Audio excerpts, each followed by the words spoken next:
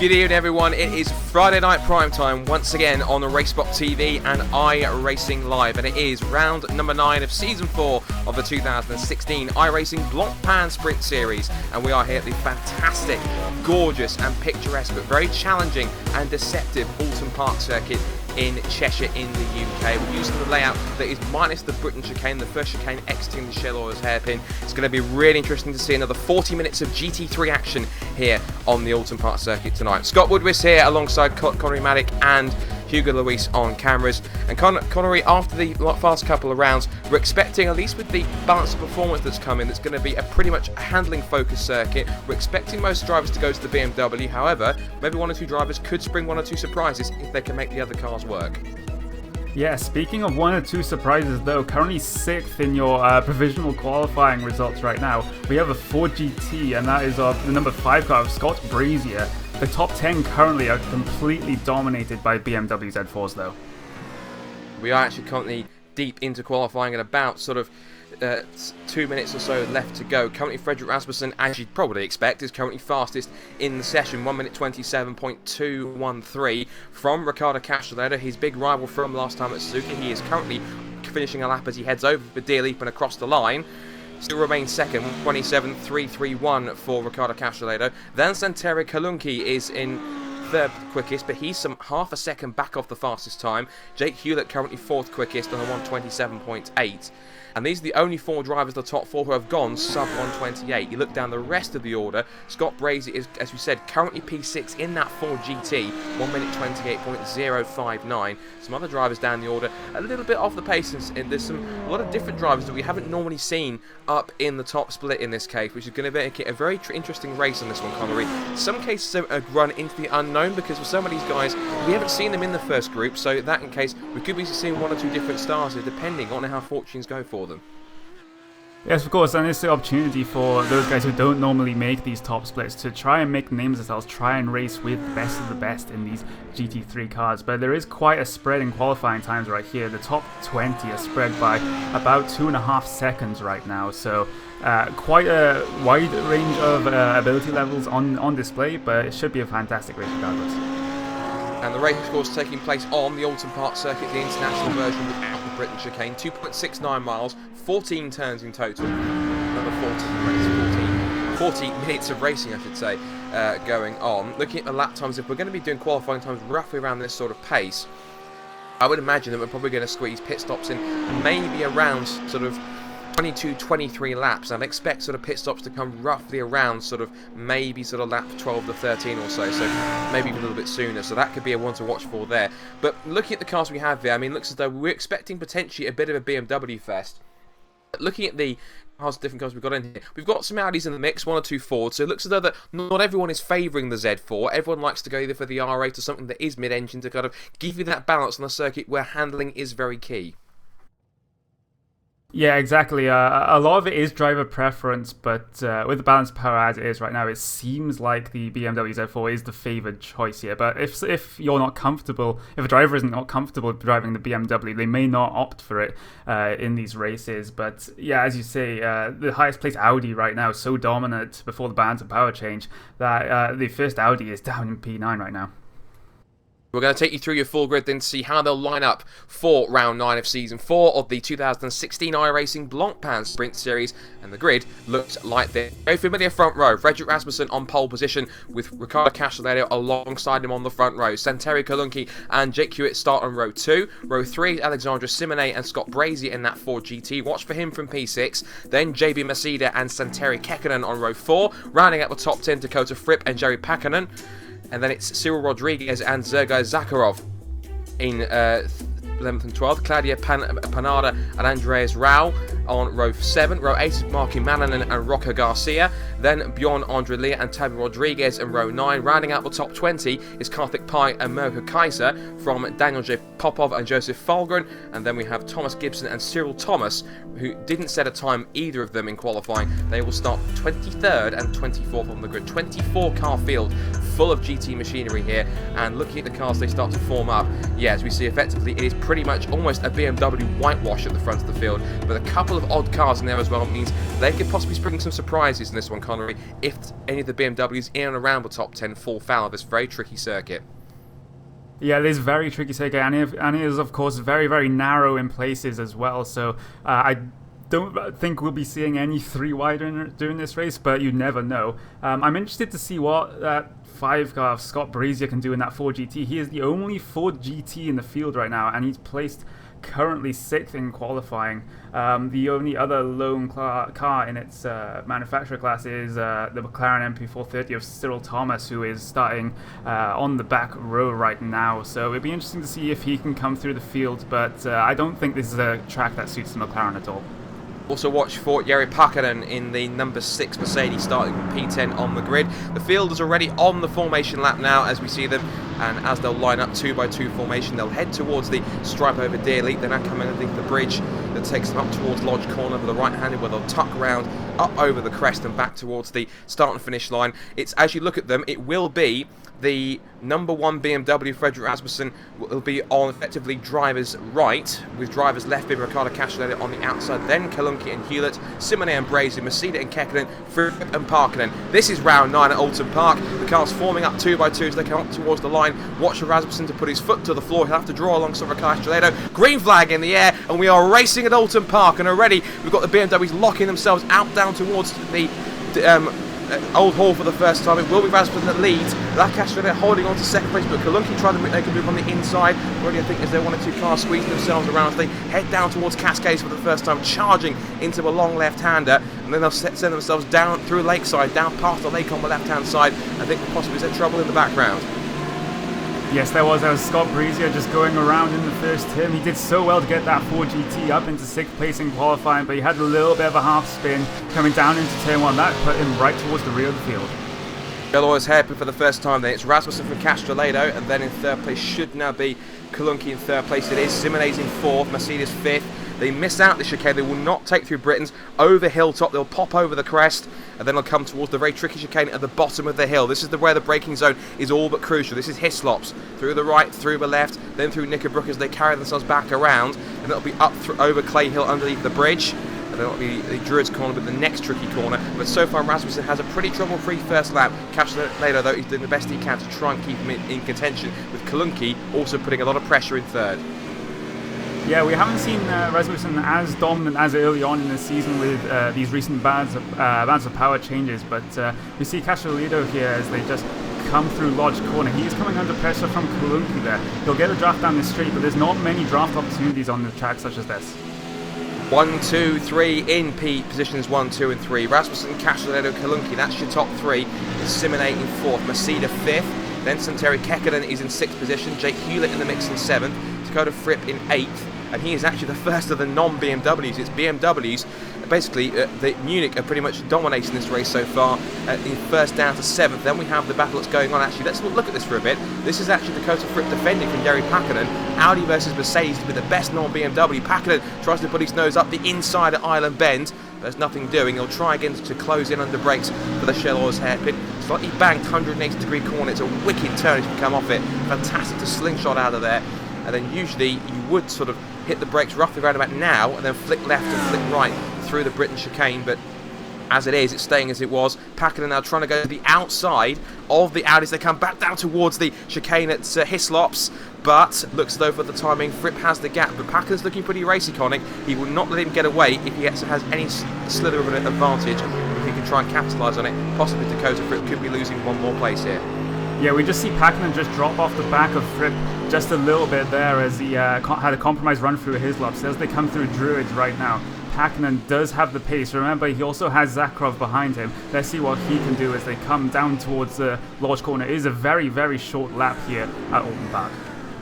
Yeah, also watch for Cyril Rodriguez in car number 12. He's the next to the Audis in the mix as well, so he's going to be one to watch for. Car number 12, the Audi in 11th place. Across the line they come to start lap 3. The gap is now at the front, just pretty much a fraction over a second between Rasmussen and Castelletto in 1st and 2nd. Kalunki has fallen away by about 6/10 of a second or so as they come down towards Cascades for the 3rd time. Just still watching Cyril Rodriguez there in 11th place, trying to close in on this battle that's going on at the bottom of the top 10.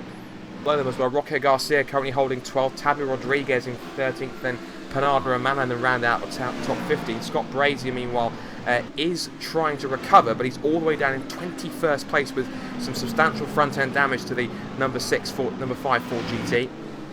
Currently trying to make up time on Andres Rao and Daniel J. Popov as they scrap for the bottom end of the top 20, but I want to keep on looking at this battle between Dakota Fripp and Jari Pakkanen. It's over 8th and 9th position, and I wonder, Connery, just how long is this going to go on before Pakkanen thinks, I'm getting frustrated here, either get on with it and start chasing after Jake Hewlett, or I'm just going to have to play and overtake you whether you like it or not. Yeah, it's one of the many decisions you have to make as a driver, and yeah, as we just see Pakkanen, he does have the pace, but he's just not getting the pass done, really, as they come through Druids right there. He has to get this done quickly because he's dropping a lot of time to Hewitt, and Hewitt just has a little bit of a look on Kekkonen as well. There's a little bit of a 4-car train here from 4th place all the way down to 7th as well. So if these cars start battling, maybe we can see Fripp and Pakkanen join that pack. Certainly will. So let's have a quick switch or focus on that battle of 4th then. Simone in the number 10 BMW being chased hard by David Mercedes in the 13. Santeri Kekkonen also under pressure from Jake Hewlett. So as they come up through Cascades again, fantastically sweeping corner. It's one of those wonderful circuits in the UK where you see them, you have the likes of Brands Hatch and Donington Park, and they really are a lot of character, lots of undulations, lots of different elevation changes and switchbacks and long flowing corners. It's one of those classic English circuits where, thankfully, over time, Connery, you know, it's not a circuit that's been changed too much. It's a case of it's changed when necessary, but it's kept its essence that's been there for some 30, 40, 50 years, and that's what makes this circuit one of the greats in the UK and also a driver's favourite. Yes, of course, and personally, I don't actually live too far away from Donington Park, and I'm looking to go and see my first BTCC race there in the not-too-distant future, as we still watch this battle for 4th place. Simone just currently holding position over Mercedes. There's just 2 pairs right here battling, Simone and Mercedes, and Kekkonen and Hewlett right here, so it'll be interesting to see what comes of this. I'm not sure what you call a group of BMWs, like a collective of BMWs. I'm not going to call it a murder, that's a murder of crows, but that's something to maybe figure out later on for the next round. As I'm just looking in the background, I can see that Hewlett was just thinking about just darting out to put himself in Kekkonen's mirrors, just reminding him, I'm still here, I'm still just lurking around just to see if what's going on here, to see if I can try and make a move here for 6th position at this point in time. Currently having a quick check-in at the front. Rasmussen still leads by 1.4 seconds now from Castelletto. The gap is now a second between Castelletto and Kalunki for 2nd and 3rd, and they themselves are pulled away to the tune of about 2.2 seconds from this battling group that's going over 4th, 5th, 6th and 7th. But so far, it is still BMWs that dominate the first 7 places. Dakota Fripp is just about holding on to Pakkanen, but he's now got the number 9 of Sergei Zakharov in the mix as well, and he's managed to break the toe and the gap from Rodriguez behind him. So this is where the main battles are, it seems to be, Connery. In and around sort of the top 10, there's probably some battles still going on towards the bottom end, but everyone's sort of spreading out from below the top 10, but inside it there's plenty of duels to be going on, and those two seem to be the key ones we need to focus on. Yes, we just have the 13 car of Mercedes just having a little bit of a look on Simona again, coming down into his lops through Knickerbocker right now. So Mercedes, he wants to pass, but he's not finding any place to do it, and that seems to be a theme throughout the rest of the field as well. There are not many passing opportunities for these GT3 cars around this track. Yeah, very true. This is a very narrow, winding circuit, so you really have to pick your spots here. One potential passing spot is down towards Lodge Corner as they come over the undulations up towards the braking zone. It's a very tricky right-hander, but you can throw one up the inside if you get the line alright, and the exit from Druid's absolutely correct. You can get a toe, even though you're going up and down over the undulations like a roller coaster. You can definitely get a good run and potentially throw one up the inside. Also here as well, Old Hall Corner is one that you can definitely look at as well. And into Cascades again. So even it's one of those circuits where, yes, it is narrow, but if you can really pick your moment and force the other guy's hand in front to really get yourself a good run and then pull yourself alongside, there are opportunities. But with the narrow nature, it's one of those race circuits, Connery, where if you're going to make a move, you have to pick it and you have to plot it very carefully. Otherwise, if not, it's going to cost you big time. Yeah, and of course, if you do decide to make a move, you have to commit to it. Otherwise, you'd just be losing a ton of time. As you see, just Hewlett, number 7 car, just coming out of the shell all the hairpin. He just gets a bunch of oversteer coming out the corner, a bunch of wheel spin, and he has lost an absolute ton of time to Kekkonen. Mercedes is still hunting down Simone coming down into his lops, but no luck just yet.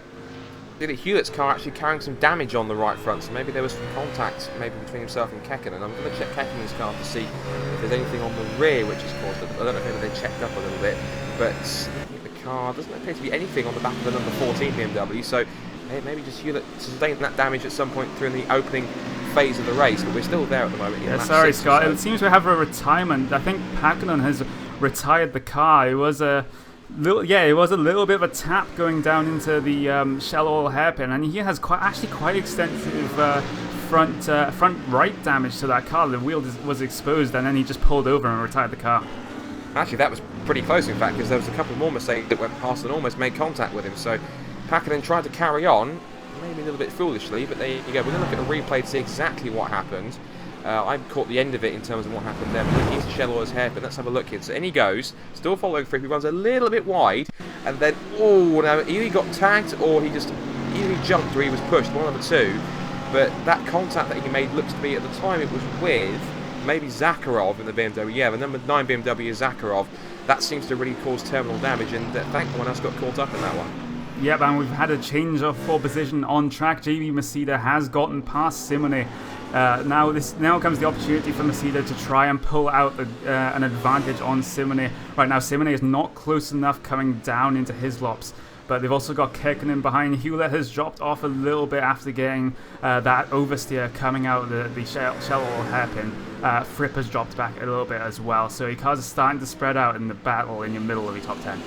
The interesting thing is that Fripp is kind of just holding station now, because he was coming under substantial pressure from Kekkonen in the first few laps before he had that mistake and had that contact. He's now started to sort of pull a gap now ever so slightly to Zakharov, who doesn't seem to be sort of be able to hang pace with him, even though he isn't arguably the strongest car in the field, because the BMWs are currently just dominating things first down to 7th. So they go to Fripp doing a fantastic job in 8th place in that number 4 Audi, just managing to keep station and sort of hold fire with 8th position, which is looking pretty good at the moment. Now as they come over the start and finish line again, this is now on to lap 8 here of Oulton Park. Remember, it's round 9 of season 4 of the 2016 iRacing Blancpain Sprint Series. Of course, still got 3 more rounds still to go after this, trying to decide an absolute champion of the Sprint Series. Of course, it's one of those fantastic series that has gained a lot of momentum and popularity over the weeks now on Friday night prime time. And of course, going forwards, of course, you guys will get to choose exactly what you want to see in the next season. So, of course, that'll be coming up, I'm sure, in the next several weeks. But looking back to the race so far, Rasmussen still leads by 1.6 seconds. Now, the gap came down ever so slightly last time. And we saw this last time, Connery, at Suzuka, where for the first part of the race, Castellari was lost a bit of time, but they managed to kind of stabilise the gap. But then when it came to the pit stops, he really gained the time. And then once they got back into the second half of the race, was a lot closer, but just couldn't find a way through. And I'm thinking maybe, is this going to be more of the same? It might well be, as we have problems for JB Mercedes after getting that pass done on Simone, coming out of the shell oil hairpin again. He just clips the grass a little bit, gets the back end of that car out, and drops a couple of positions right there. We're 10 minutes in now to this 9th round, and we've still got just under half an hour to go. And the question is now going to be, is Castelletto going to be able to start trying to close that gap into Rasmussen? Across the line they come again. The gap this time around, it's gone back up to 1.8 seconds. So this time around Rasmussen was quicker. If we compare the lap times, 1 minute 27.5 for Rasmussen, 1 minute 27.6 for Castelletto. So those two sort of lapping significantly as the fastest men in the field so far. Kolunki, compared to his times, he was actually off by about 0.4 of a second. He was a 128.0, and then everyone else behind, well, Simone's lap was a 128.5, Kecken did a 1 minute 28.4, so he was slightly fractionally quicker. Hewlett, meanwhile, of course, after that start to twitch at a 128.8, so even though he did make the mistake on that corner, he was still relatively on pace or so, but now he's got the JB Mercedes to try and close in a bit more, and to try and make amends here. Mercedes got all the work to do now, as he sits in 7th and has got to try and repass these guys all over again. Yep, that's exactly what he has to do. As we look more towards the rear of your field, actually, I just see a train of cars in the bottom end of the top 20, starting from Bjorn Lie right there, and he has Mirko Kaiser chasing him down, and we've also got Raul Brazier and Falgren in that train as well. A very, very close racing right here. Brazier trying to recover from that first lap incident. As we see someone slow there, that's Lie. He is going very, very slow on the run down to his laps. Is there a problem with that car? I'm not quite sure. I mean, there's nothing evidently wrong. You know, it's kind of exterior-wise. There's nothing sort of. There's no sort of damage to the exterior of the car in terms of that's evident in terms of what could be causing it. But maybe he's possibly. I can't imagine he missed the gear, because these cars, of course, are sequential paddle shift cars. So I can't imagine it was a problem there. Or maybe something to do with maybe his equipment possibly, but even so, he's holding station now. He's now down to about, it looks to be 20th place now. So this 5-car train now being led now this time by Mirko Kaiser in the number 21 Mercedes. Over the crest they come. It's Mercedes, Audi, Ford, Audi, now BMW this quintet. 12-4 they go then. Still Kaiser from Rao, a little bit wide on the exit. And also remember that Scott Razer qualified 6th on the grid. He's on the charge back through the Audi. He's going to try and throw one up the inside, but there was contact between him and Andres Rao through the left-hander at Cascades. He managed to get the move done, but now he comes also, looks to be Joseph Fulgren in the mix as well. So it's Audi versus Audi, side by side up towards Island Bend. Fulgren has the running into the number 15 car, and that means now that Rao is quite down. But that corner started all when Brazier made the move down towards Cascade. There was a bit of contact between the pair of them. It unsettled Rao a little bit, and that gave Falgren all the opportunity he needed to try and slide back up the inside, up through Island Bend, and thought, cheers, thanks very much, though, Andres, see you later. Yeah, that was very, very opportunistic driving from Falgren. He saw the two cars go side by side ahead of him and just decided to stick his car in where Rao definitely did not want it to be. As we see Lie, he's tagged on back onto the back of this train. Out of curiosity, I looked for Lie's a few more corners before that slowdown that he had. It didn't look like he cut any corners, so I don't think he got a slowdown penalty either. So it's hard to tell what happened there, but as we see, Kaiser, he's currently leading this train. Rasmussen up front, though, he is still leading, and he's leading by about 1.53 seconds at the moment. But that gap did come down by 0.2 last time by. Yeah, this could be possibly shades of Suzuka replaying itself here, because I want to see exactly what Castelletto can do. He seems to come a little bit stronger towards the end of the stint, and there seems to be pretty good in terms of the pit stops, to be pretty efficient in terms of how he can get himself back out. Because remember, if you watched back last week at Suzuka, he was about this sort of gap away from Rasmussen at the front. Then when the pit stops happened, he gained a second in his pit stop time anyway, in terms of saving time with fuel. So perhaps he's sort of conserving himself a little bit so that when he comes to the second half of the race, he can put a charge in. But the main thing is that he has to be able to back up his pace and actually be able to try and make a move. He couldn't do it at Suzuka, so the question now has to be, Connery, if he does get that close again, what's it going to take for him to try and make a move to try and displace Rasmussen to stop him from winning yet another race? Yeah, it's going to be tougher to make a pass on track here than Suzuka, of course. Very, very tricky to pass right here, but he has to do it in the pit stops. He has to get close enough at the end of this first stint, get a very, very good pit stop, and just hope and pray he comes out ahead of Rasmussen. Well, we'll have to wait and see. Of course, we're getting towards that point. We're getting up now, roughly sort of heading towards half distance here. We've had 16 minutes gone or so in this race here at Oulton Park. The gap is back out to 1.7, so it's yo-yoing back and forth between these two guys. Just swapping faster lap times than each other. So that time around, Rasmussen was quicker by, again, another 2/10 or so. So that's working out well for these guys. Kalunki at the moment, he's pretty much in no man's land right now. He's back by about sort of about 3.5 seconds. He's 5 seconds away from the lead, but he's some 7 seconds ahead of the battle that's going on for fourth place downwards. Now, Simonet has broken the gap to Hewlett, who is now himself is ahead of Kekkonen at this point in time in the BMW. Then Mercedes trying to close back up against him. Hewlett's actually made up a spot on Kekkonen, and Mercedes hasn't been able to make any inroads at all as he kicks up a little bit of dust on the exit of Shellor's hairpin. Dakota Fripp is still holding 8th position ahead of Zakharov, with Cyril Rodriguez rounding out the top 10.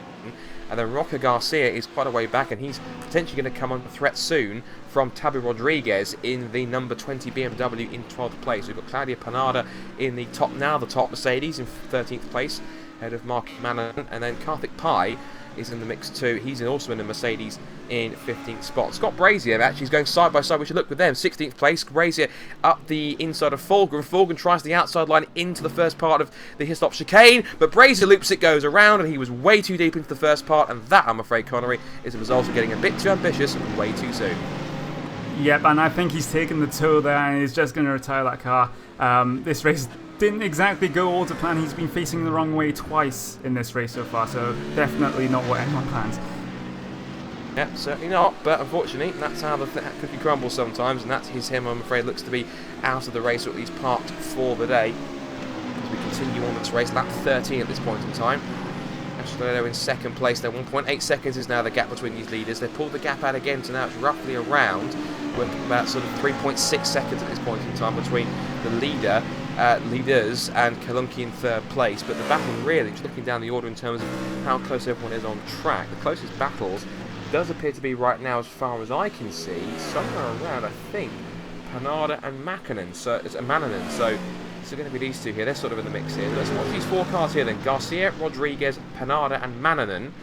It's Audi, then BMW, then Mercedes, then BMW. Over the crest they go at Hilltop. Back down towards the very tricky braking zone of Hislops again, as Scott Brazier just proved several moments ago. They're on their way through. I'm just currently focusing on the 16 of Panada in the Mercedes. He's coming under a little bit of pressure from Mananen, just keeping him honest, just thinking, I'm still here, Claudia, don't just relax just too yet, because I'm going to pounce if you give me an inch. Up through Clay Hill, towards a very tricky corner of Druids. You have to sort of break in a straight line and then sort of power your way through the apex up towards the exit over the crest at the end, which can catch you out if you're a little bit too quick. But so far the race sort of settling out a little bit, and I'm anticipating, Connor, that once we get the pit stops, again, it'll be a flurry of activity. There'll be a key lap where everyone starts to come in at one point, and there'll be a flurry of activity. And the question now going to be is, depending on how everyone's shuffled out right now, how are the pit stops going to sort out the order in terms of who's going to gain what places? Who do you think is going to make the most advantage here? It's really a tough one to tell. I think those guys that could go a little bit longer on their fuel will obviously have a shorter stop. They'll have to put less fuel in to get towards the end of the race. So those that could save the most fuel and put the least amount of fuel in the pit stop will gain a massive advantage in the pit stop. As we see, Rodriguez getting very, very close to Garcia there in the shell or hairpin right there. Rodriguez has been faster than Garcia for the past couple of laps. Maybe we will see him making a move sometime soon, but he's not close enough yet.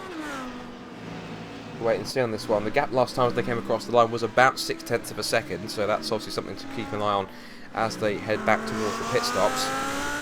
And just trying to close a little bit now is BMW Tabu Rodriguez. Started in 18th place. He's up 6 spots to 12, so he's had a good run through the order, taking advantage of one guys not having too many good fortunes. And back through, also keeping one eye on what our leaders are up to, because they've gone past the pits. Rasmussen is still leading now up to 1.9 seconds, so he's got the gap out further by a couple more tenths, leaving Cashel with more work to do at this point in time by the time they get ops. Kalunki looks as though secure in third place. I don't want to put the commentator's curse on him.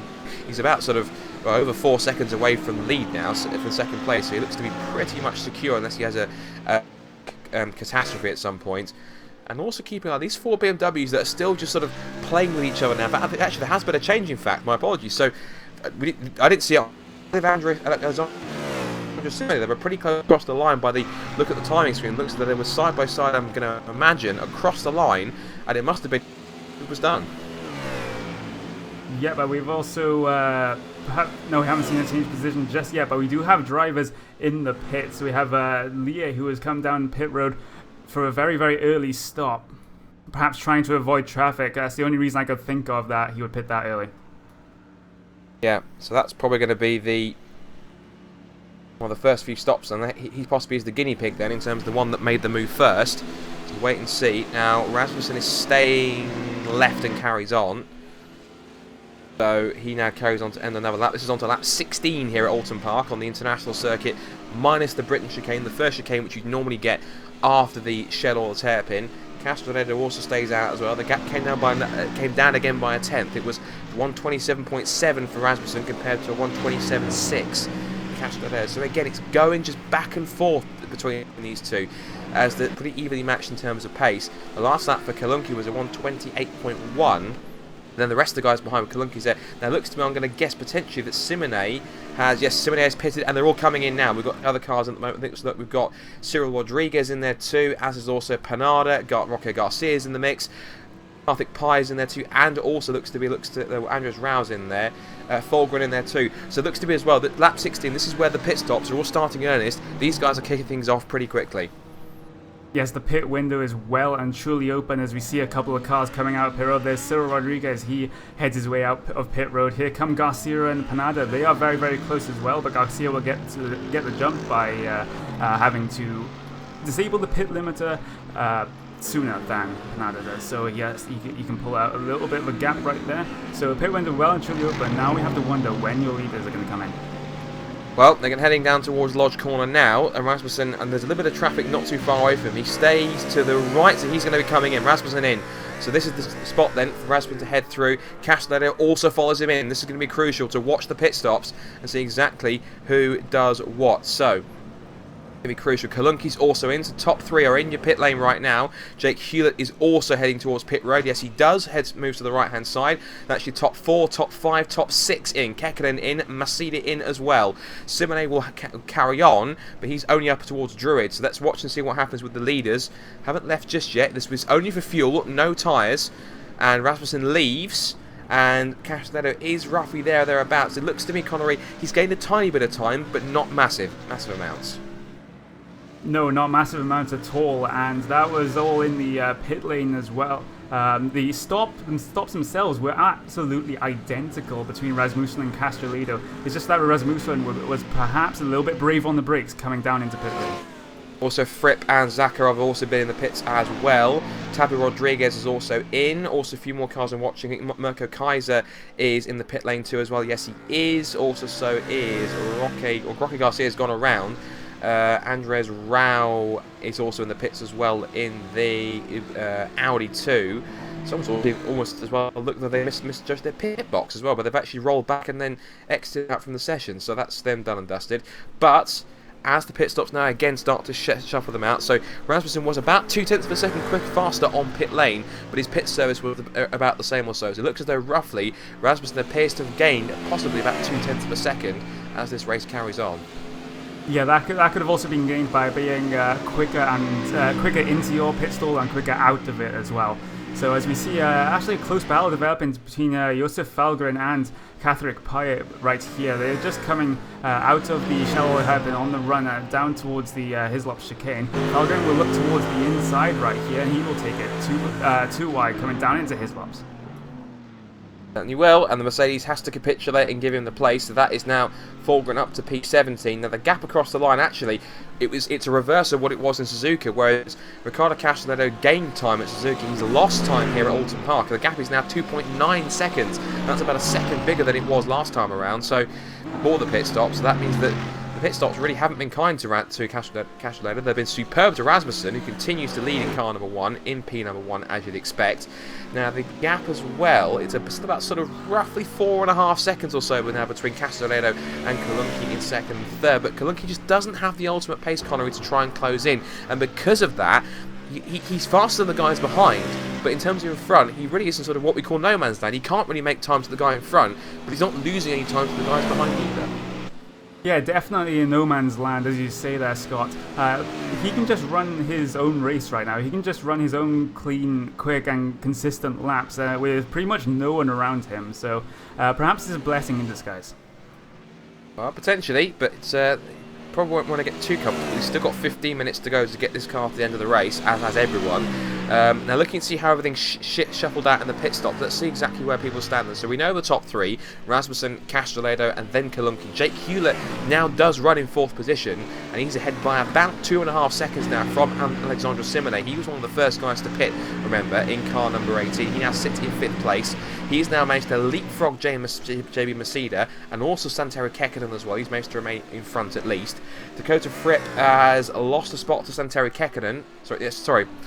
Let's rephrase that. So Dakota Fripp is still 8th, but it's now Cyril Rodriguez in the Audi in 9th position. But he's coming under substantial pressure right now from Sergei Zakharov, who is trying to keep himself honest in the top 10. Roque Garcia is now 11th ahead of Claudia Panada in 12th. Mananen is a few seconds away in 13th.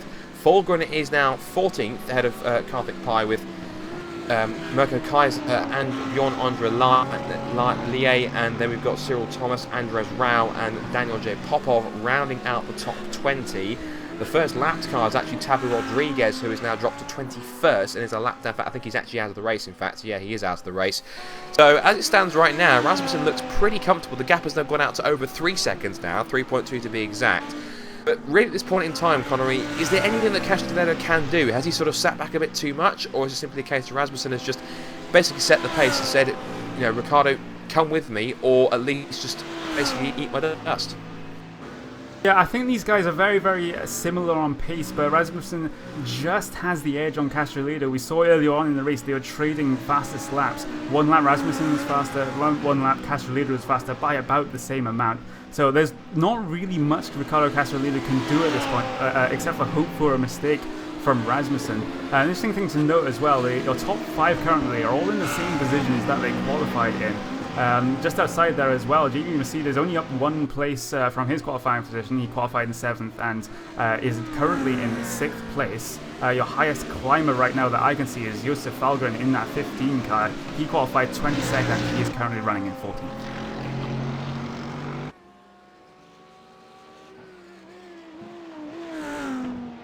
Is currently Rasmussen leading from Riccardo Castelletto. That gap was extended by Rasmussen last time by.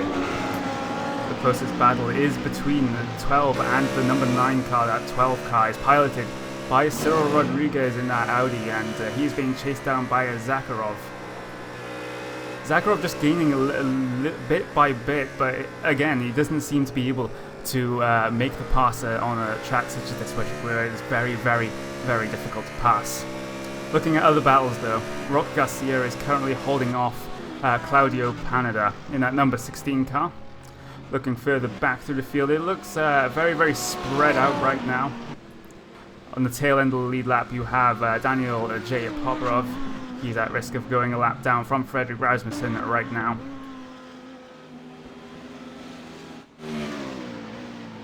There's a sort of 3-car train developing between Simonet, Maceda and Kekkonen, but it looks like Simonet has so far been able to hold off Maceda. Maceda and Simonet setting very, very similar lap times last time by. Let's see if that's the case this time by as well. Simonet with a 1 at 28.8 and Maceda with a 1 at 28.7 as well. So Maceda currently catching Simonet. Scott. So now we're coming to the last 10 minutes of the race here at Oulton Park, and of course the gap is continuing to extend at the front. 3.9 seconds now for the number 1 of Rasmussen compared to Riccardo Castelletto in 2nd place. Looking at some of the closest battles in the field, seems to be, I think at the moment, the one that's going on for P9s. Look, switch to that there. We've got Cyril Rodriguez in the number 12 Audi being caught substantially now by Sergei Zakharov. He's got the inside line. He's forced Rodriguez to go wide. Rodriguez can't get back to the apex in time. He'll try and get some traction on the exit, but that's a beautiful little pass from Sergei Zakharov to try and slide through. Now Rodriguez will try and put himself alongside with the straight line power of the V10 Audi. It's going to be side by side on the run down towards Hislops. Here we come. Rodriguez a little bit later on the brakes. We try and sweep around the outside. Zakharov has to get the line and gets to the apex first. He holds in front. That was a very clean pass, Connery, and it all started by diving up the inside. Actually, Rodriguez probably saying thanks for that. I'm probably going to try and close up to you once again and try and repass you if we've got a chance. But great move by Sergey. He had to make that, otherwise he was losing time to Dakota hand over fist. Yeah, Rodriguez not too happy about that, so if he closes up here we may see some fireworks right here in the latter stages of this race. We currently have 8 minutes and 20 seconds to go. Yet again, Rasmussen extends his lead at the top of the field by about 0.3 of a second that time by. So Rasmussen basically has to bring it home at this point. There's nothing much, as I said before, that Castrolito can do right now. Kulumki, he's the same way as well. He's just in no man's land. He has to bring it home. Well, we'll wait and see how these guys all play out. Then we've still got, as you said, some roughly 8.5 minutes to go. I'm going to see if Rodriguez has got any response here to Sergei Zakharov. He'll try and close in a little bit in the toe as they run past Lakeside and up towards the left-hander at the Island Bend. Zakharov just sweeping through, seems to have a little bit more confidence and a tiny bit more aero grip, as these BMWs have been known to have now, especially on a circuit like this. You can see why that the top 10 is dominated by the Z4 GT3, because it is going to be the car of choice for the majority of the front runners, and they've managed to actually haven't lapped everyone just yet. I think the one car they've got a lap now is probably Daniel J. Popov, who actually, as I say, that is actually being lapped now by the leaders. So Rasmussen now has managed to start lapping the leaders. The rest of the cars have all sort of fallen away by the wayside. Castrolado though is back by 4.2 seconds. In fact, it looks like he's further than that actually, by the looks of things, because Castrolado is. Yeah, no, I was looking at the wrong thing, sorry. So Rasmussen is now currently still holding on in the lead quite a way as he heads through Cascades. Castrolado now, again, back by 4.3 seconds now. And looking pretty comfortable, as you said, Connery. So far, these guys looking nice and content in first and second place and just trying to get these cars back to the finish. Yep, Castrolado did lose a bit of time again that lap to Rasmussen, so it's not likely that he'll, definitely not likely that he'll be able to catch up to Rasmussen in the remaining 6 minutes and a half of this race to go. Castrolado just has to hope that Rasmussen has some form of trouble with traffic, but it does not look like Frederick Rasmussen is coming up to lap anyone anytime soon, so you just got to be hoping for a mistake if you're Castrolado right now. Looking down your field though, there's still a close battle developing between Masida and Kekkonen. Kekkonen has the slight run coming out of the Shell hairpin. Maybe he'll be able to make a move down into his laps. Here he comes then. This is now Kekkonen. This is now going to be for P6. He's going to try and put himself alongside Masida. Tucks back in as Masida takes the racing line to enter the first part of Hislops. Turning right, turning left, avoid the tyre stacks in the middle, boys. And up through the right hand of Knickerbrook as it winds round again, and they'll head up towards Clay Hill underneath the bridge. Now Mercedes got the advantage right now. Kekkonen's going to try and keep with him, but Mercedes' car working a little bit better up the hills by the looks of things. Also, do keep watching out for the guys in front, because Jake Hewlett's now extended his advantage over Alexandre Simonet by about 3.5 seconds, who himself in turn has just gone back through past Daniel J. Popov in number 24 Audi. So that's a move that's been done there for 5th position. Masida then is trying and pull away a tiny bit from Kekkonen. Meanwhile, Dakota Fricker's doing all he can, and looking back at the other cars that are battling in the bottom of the top 10. Zakharov now, meanwhile, looks to be pulling away from Rodriguez at this point. He's pulled away a slight amount. We're going to watch for this battle as you come through. We're now coming into the last sort of 5-6 minutes of the race here on this one, Connery. And everyone just thinking now probably, unless they've got a position at stake here, just get the cars to the end, bank the points, and do the best they can.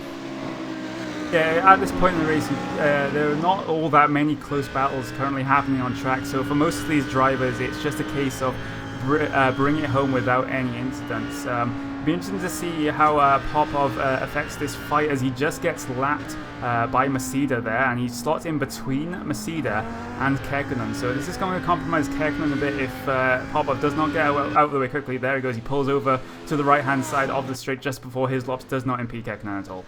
Yeah, good job from Daniel. Well done on that one. Well done on that, man. Good driving there, respecting the blue flags. There's also a good battle I noticed that's sort of brewing a little bit between Roque Garcia and the Claudia Panada Mercedes. This is over 11th and 12th place. Let's check in with them.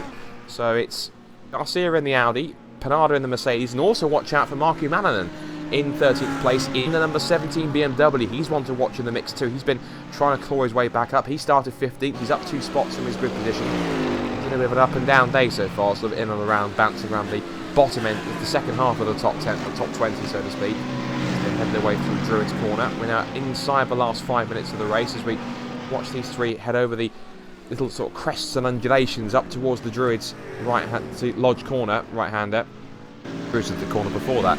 As they head up through the crest of Deer Leap over the start and finish line. They're on now to lap 25 here at Oulton Park. I'm going to probably squeeze in looking at the time. It's probably around about roughly at least 3 or 4 more tours of the 2.69 mile 14 turn international circuit, minus the Britain chicane of course. Head through Cascades once again.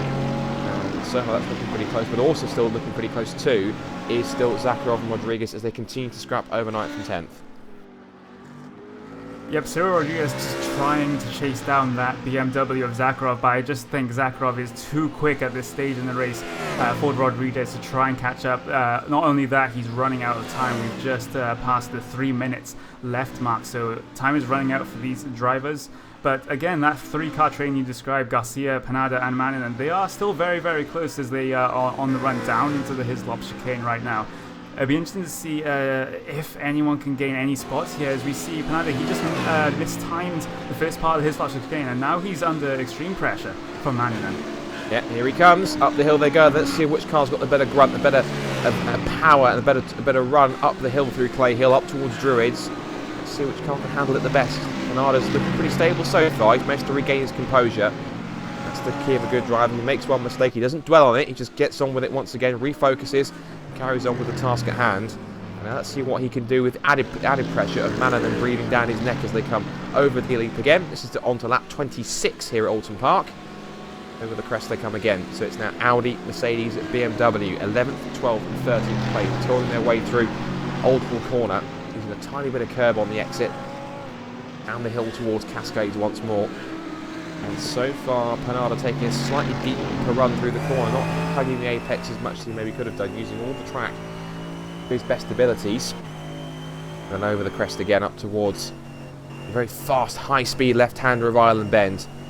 Into Shell Oils, one of the best corners. This is a great sequence through from Island Bend, for me personally, all the way through to Knickerbrook. It's one of the best corners, particularly when you have the Britain chicane in there. It's a shame we're not using it, but and again, they wanted a bit more of a high-speed challenge. They've left it out for this one, so they now sweep past it, over the hill, and they're approaching the chicane at about 155 miles an hour, then hit the middle pedal, all the way down to about sort of 50 miles an hour. You're losing 100 miles an hour in about a 100-metre braking zone. The way these cars can lose speed, Connery, is absolutely mind-blowing. Yes, it is not quite the braking performance of say a Formula 1 car, but still very, very powerful brakes indeed. But also they're ABS enabled as well, so there's very, very little chance of locking these brakes up of these GT3 cars. I think we're very, very close to actually getting an extra lap here, depending on what Frederick Rasmussen decides to do right here. If he's just going to slow up on this last lap to make sure he gets the checkered flag next time by, then you can't really blame him, or the white flag next time by, you can't really blame him. So we'll have to wait and see what he does as he comes down into his lops right now. Yep, gap between the leaders is currently sitting at 5.1 seconds. So Rasmussen again just spread eagling the field in the number 1 BMW as he heads up through Clay Hill once again. Castelletto, he is best of the rest, and I don't mean that in a derogatory term in terms of he just hasn't been able to keep the pace of Rasmussen, particularly in the second half of the race. And I'm just thinking maybe the fact that he was sort of going back and forth maybe took a little bit too much out of his tyres in that first part of the race. Then once the pit stops came into play, he'd taken too much out of them, so with a slightly heavier fuel load again into that second half of the race, he just couldn't keep performance on that one as they come up towards the timing line, and they will start the race. Actually, the checker flag is coming out, and so Frederick Rasmussen does indeed win race number 9 of the season. Caught us off guard there, my apologies, as they come across the line. Ricardo Castelletto gets second place here at Oulton Park. Kalunki will come across to take the final podium space in third. And across the line, coming to fourth position, is going to be Jake Hewlett with a slightly damaged number 7 BMW. It's BMW's first, second, third, fourth and fifth, because Simone gets fifth. It's now P6 for Mercedes, and Kekkonen rounds out a BMW 1, 2, 3, 4, 5, 6, 7 at the front of the field. That's the dominant car of the field. Then we have Dakota Fripp in 8th. Zakharov gets 9th, with Cyril Rodriguez just missing out in the top 10. 38 seconds was what spread the top 10. Then Rocco Garcia pulls out a small gap to 11th place with Panada 12th, Maninen 13th, and then Josef Fulgren wasn't too far away in 14th place. But once again, he's done it once more. Frederick Rasmussen with another dominant victory by some 5.2 seconds.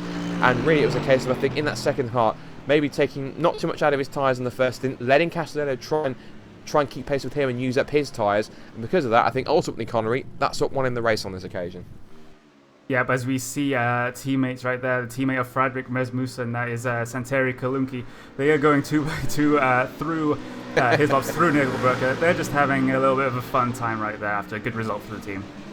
Yeah, who can blame them? Of course, race is over. They can practice their side-by-side running, particularly as they come up towards almost a race here. Might as well commentate it. Actually, there's a little bit of a slide through the right-hander, but they know the race is over, but they're just having fun here, which is great to see as they come down the back straight towards the right-hand lodge, almost breaking practically together. Look at that, and then Kalunki tries to hold the outside line.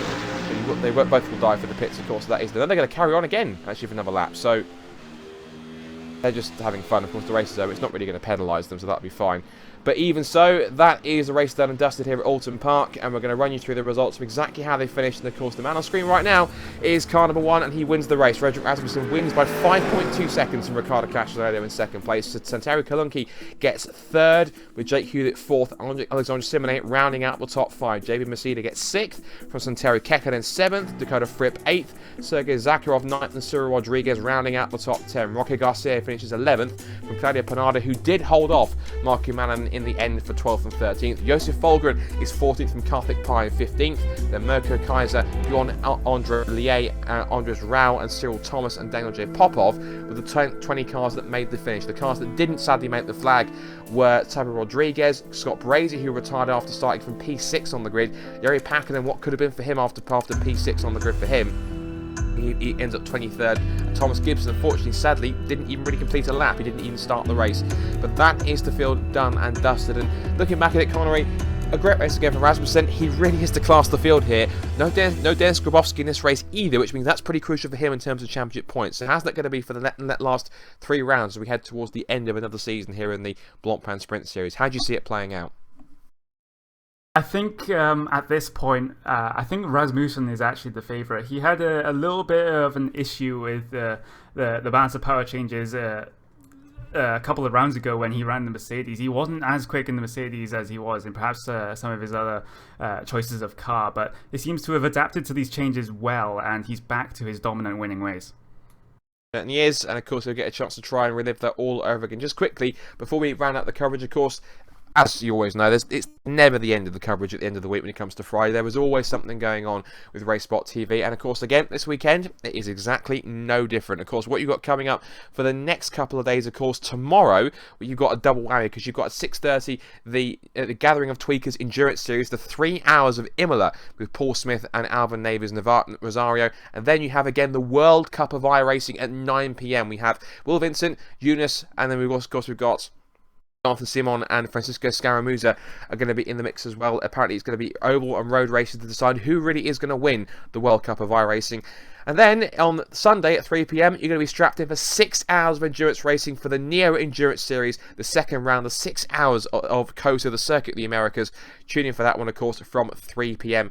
UK time. But of course, that wraps it up, of course, for another broadcast here of the iRacing Blancpain Sprint Series Season 4. The next round, we head across to the North Atlantic once again. It's to the mighty Circuit Gilles Villeneuve in Montreal for rounds 10. Can Rasmussen do it again, or can anyone else step up to try and challenge him? That's going to be the big question. But until then, from myself, Scott Woodwis, from Connery Maddock, and from Hugo Luis on cameras, thank you for watching, thank you for tuning in to Friday Night Prime Time on iRacing Live on Race Spot TV, and we'll catch you next time for more Blancpain action next week. Bye for now.